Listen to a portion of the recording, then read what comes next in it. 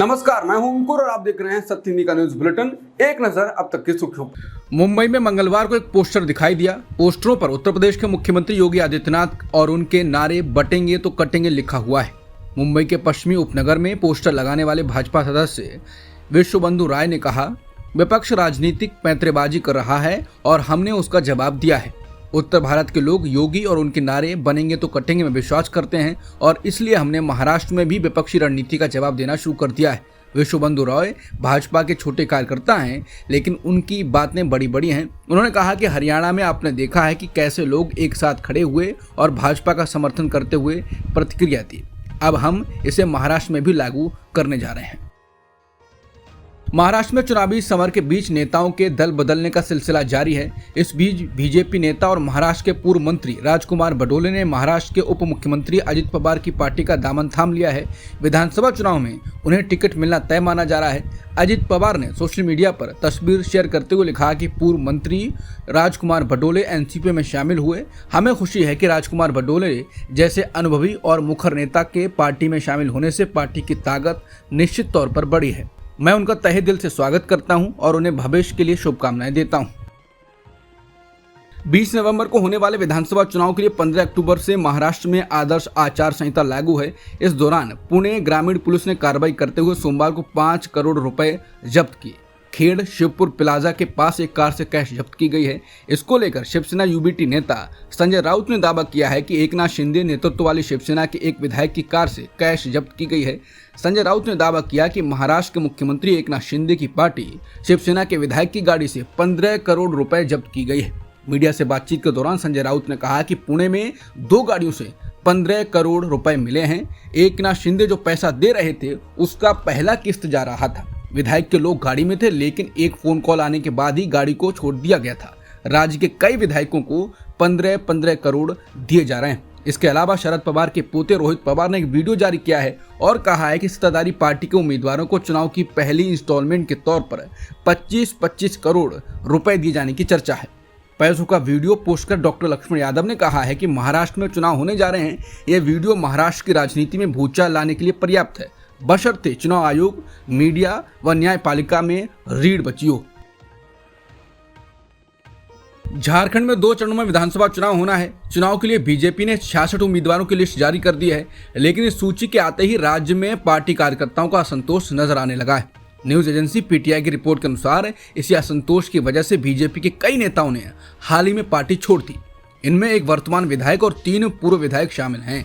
BJP से नाराज चल रहे नेताओं की शिकायत है कि पार्टी अपने लोगों को महत्व नहीं दे रही है और विधानसभा चुनाव से पहले अन्य दलों से आए और लोगों को टिकट दिया जा रहा है। पार्टी की लिस्ट पर नाराजगी जाहिर करते हुए एक बीजेपी नेता कहते हैं, हमें दुख है। अगर आप लिस्ट देखेंगे तो पाएंगे कि पार्टी ने अपने समर्पित कार्यकर्ताओं को नजरअंदाज कर दूसरे दलों से बीजेपी में आए नेताओं पर भरोसा जताया है। अभी तक घोषित किए गए 66 उम्मीदवारों में आधे से ज्यादा अन्य पार्टियों से आए हैं। वहीं सत्ताधारी झारखंड मुक्ति मोर्चा में शामिल होने वाले नेताओं में पूर्व विधायक लुइस मरांडी, कुणाल सारंगी और लक्ष्मण टुड्डू शामिल हैं। पिछले हफ्ते बीजेपी विधायक केदार हजारा और बीजेपी की सहयोगी पार्टी आजसू के रमाकांत रजक ने भी पार्टी बदली है। आपको बता दें कि साल 2014 में लुइस मरांडी ने दुमका में हेमंत सोरेन को हराया था। इसी चुनाव में उन्हें 5262 वोटों से जीत हासिल हुई, लेकिन वो 2019 में उनसे 13,000 वोटों से हार गए थे।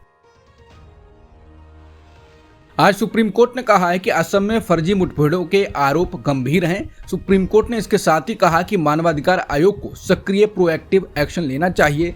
असम में फर्जी मुठभेड़ों का मुद्दा उठाने वाली एक याचिका पर सुनवाई करते हुए सुप्रीम कोर्ट ने यह बात कही। सुप्रीम कोर्ट ने कहा कि मानवाधिकार आयोगों की स्थापना के पीछे एक लेजिस्लेटिव मैंडेट है और उनसे नागरिक आज़ादी के मामलों में सक्रिय रूप से कार्य करने की उम्मीद की जाती है। बता दें, असम में राज्य पुलिस द्वारा की गई मुठभेड़ों का मुद्दा चर्चा में है। दावा किया गया है कि जब से मुख्यमंत्री हेमंत बिस्वा शर्मा ने कार्यभार संभाला है, तब से असम पुलिस और विभिन्न मामलों में आरोपी व्यक्तियों के बीच 80 से अधिक फर्जी मुठभेड़ें हुई हैं।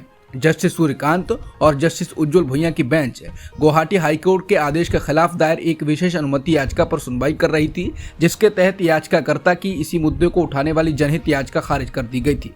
कथित तौर पर हाईकोर्ट का विचार था कि कथित घटनाओं की अलग से जांच की जरूरत नहीं है, क्योंकि राज्य के अधिकारी प्रत्येक मामले में जांच कर रहे हैं।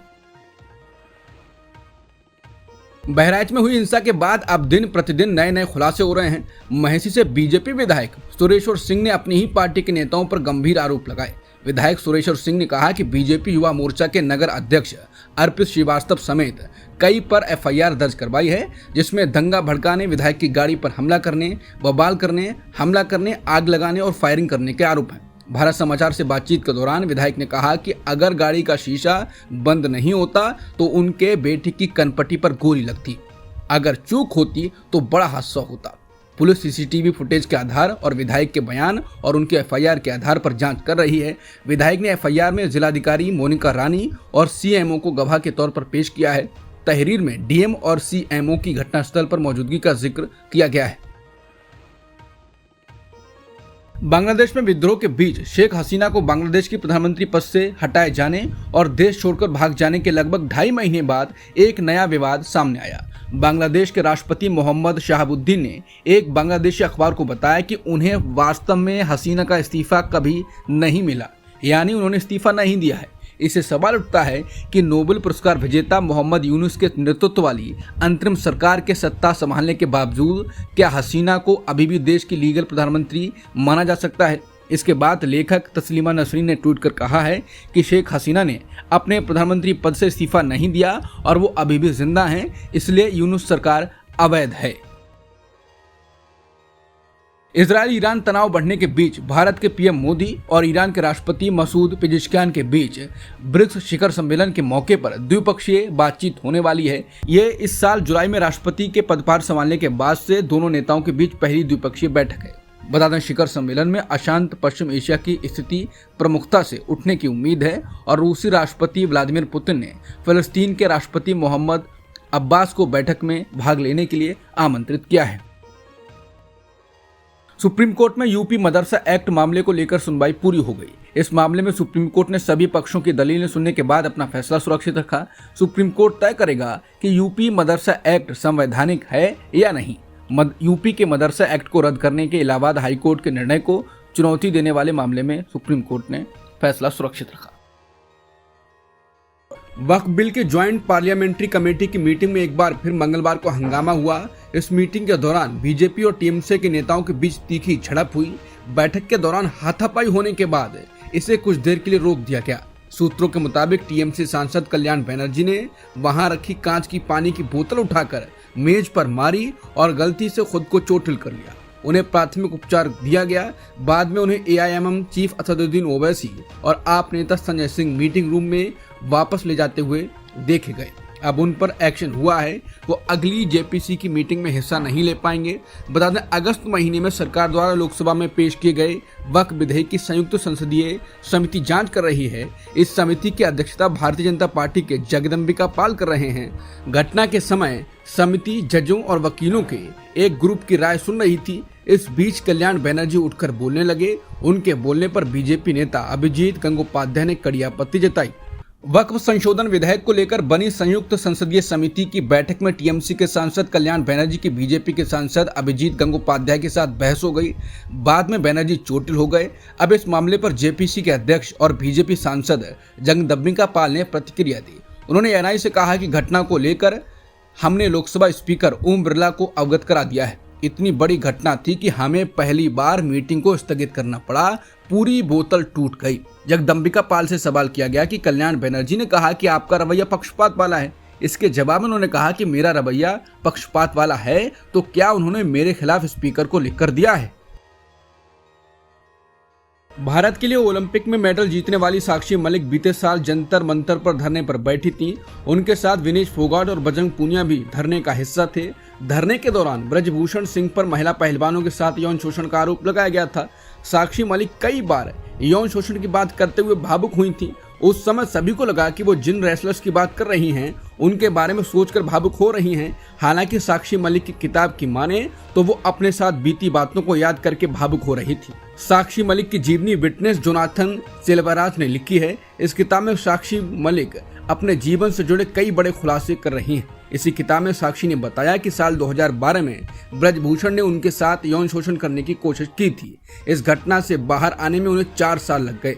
साक्षी मलिक ने कहा कि ब्रजभूषण ने उन्हें अपने कमरे में बुलाया था। साक्षी ने किताब में लिखा कि ब्रजभूषण ने मेरे माता पिता से बात कराई। जब मैं अपने माता पिता से अपने मैच और मेडल के बारे में बात कर रही थी तो सोच रही थी कि शायद कुछ गलत नहीं होगा, पर जैसे ही कॉल कटी उसने मेरा यौन शोषण करने की कोशिश की।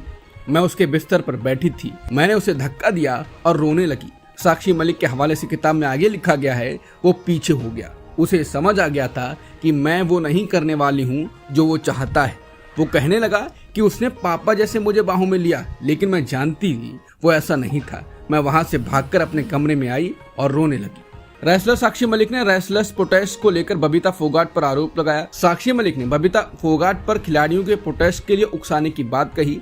ओलंपिक मेडलिस्ट साक्षी मलिक के मुताबिक बबीता का इरादा भारतीय कुश्ती संघ की अध्यक्ष बनने का था। साक्षी ने इंडिया टुडे को दिए इंटरव्यू में बबीता को लेकर दावा किया कि वो ब्रजभूषण सिंह को हटाकर WFI के अध्यक्ष बनना चाहती थी। उन्होंने कहा, ये प्रोटेस्ट कांग्रेस से बिल्कुल भी प्रभावित नहीं था। बीजेपी हरियाणा के 2 लीडर्स ने हमें प्रोटेस्ट की परमिशन दिलाई थी, बबीता फोगाट और तीरथ राणा।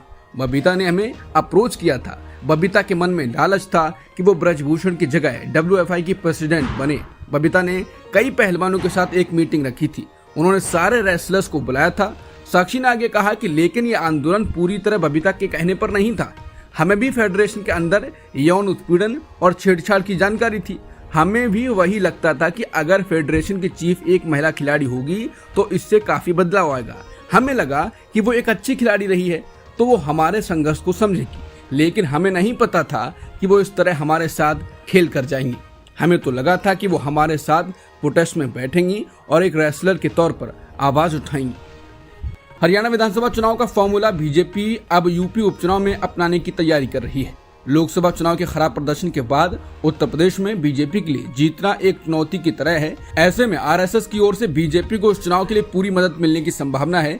चर्चा है कि मोहन भागवत और यूपी सीएम योगी आदित्यनाथ के बीच मुलाकात के बाद एक रणनीति बनाई जाएगी, जिस पर सभी कार्यकर्ताओं को ग्राउंड जीरो तक काम करना होगा। ऐसा माना जा रहा है कि ऐसा ही कुछ फॉर्मूला बीजेपी ने हरियाणा में भी अपनाया था। भारत और चीन के बीच सीमा पर निगरानी को लेकर हुए समझौते की रिपोर्ट की चीनी विदेश मंत्रालय ने भी पुष्टि कर दी है।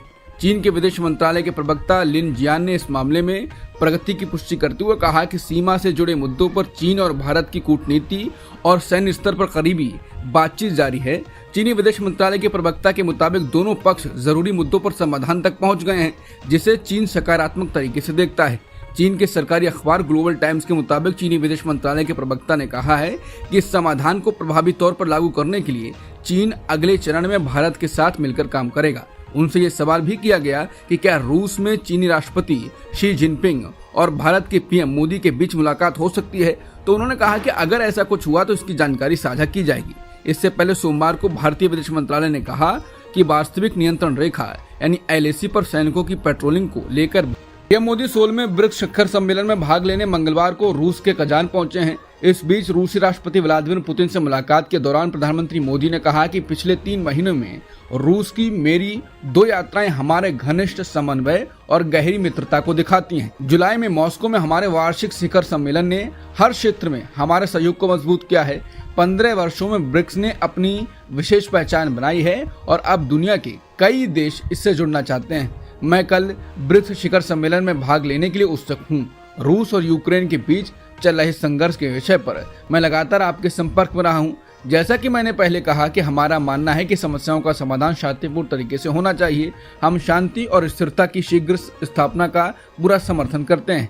हमारे सभी प्रयासों में मानवता को प्राथमिकता दी जाती है। भारत आने वाले समय में हर संभव सहयोग देने के लिए तैयार है। पुतिन ने भी आभार जताया और रिश्ते और मजबूत करने की बात कही। जम्मू कश्मीर की गांदरबल पुलिस ने वहां काम कर रहे बाहरी मजदूरों को इलाकों को खाली करने के लिए कहे जाने से जुड़ी खबरों को गलत बताया। पुलिस के मुताबिक ऐसी खबरें सोशल मीडिया पर चलाई जा रही हैं। गांदरबल पुलिस ने कहा कि जम्मू कश्मीर पुलिस लोगों को सुरक्षा मुहैया कराने और उनके जीवन यापन के लिए सुरक्षित माहौल उपलब्ध कराने के लिए प्रतिबद्ध है। बता दें, बीते रविवार को जम्मू कश्मीर के गांदरबल जिले में एक निर्माणाधीन सुरंग के पास आतंकी हमला हुआ था। इस हमले में एक डॉक्टर और 6 मजदूरों समेत कुल 7 लोगों की मौत हुई। अधिकारियों के मुताबिक आतंकियों ने यह हमला तब किया जब गांदरबल में सोनमर्ग इलाके के गुंड में सुरंग परियोजना पर काम कर रहे मजदूर और अन्य कर्मचारी देर शाम अपने शिविर में लौट आए थे। भारत ने फलस्तीन के लोगों की मदद के लिए UNRWA के तहत मदद भेजी है। इस मदद की पहली खेप में भारत ने 30 टन भोजन और दवाइयां भेजी हैं। मंगलवार को रवाना हुए पहले खेप में कई जरूरी और आम दवाओं के अलावा सर्जरी में इस्तेमाल होने वाले उपकरण और हाई एनर्जी बिस्किट भी शामिल हैं। विदेश मंत्रालय के प्रवक्ता रणधीर जायसवाल ने सोशल मीडिया पर एक पोस्ट कर इसकी जानकारी दी। लेबनान के स्वास्थ्य मंत्रालय ने कहा है कि दक्षिणी बेरूत में इजरायली हवाई हमले में 4 लोगों की मौत हो गई है। इनमें एक बच्चा भी शामिल है। लेबनान के स्वास्थ्य मंत्रालय ने हमले में 24 लोगों के घायल होने की बात भी कही है। लेबनान के मुताबिक ये हवाई हमला दक्षिणी बेरूत में मौजूद मुख्य सरकारी हॉस्पिटल में हुआ है। हॉस्पिटल के सूत्रों ने समाचार एजेंसी रॉयटर्स को बताया है कि ऐसा लगता है कि हवाई हमला रफीक हरीरी यूनिवर्सिटी हॉस्पिटल की कार पार्किंग में हुआ है। यह हवाई हमला सोमवार शाम को दक्षिण बेरूत में हुए 13 हवाई हमलों में शामिल है। अब तक की सुर्खियों में इतना ही। बाकी खबरों के लिए बने रहिए सत्यहिंदी.com के साथ।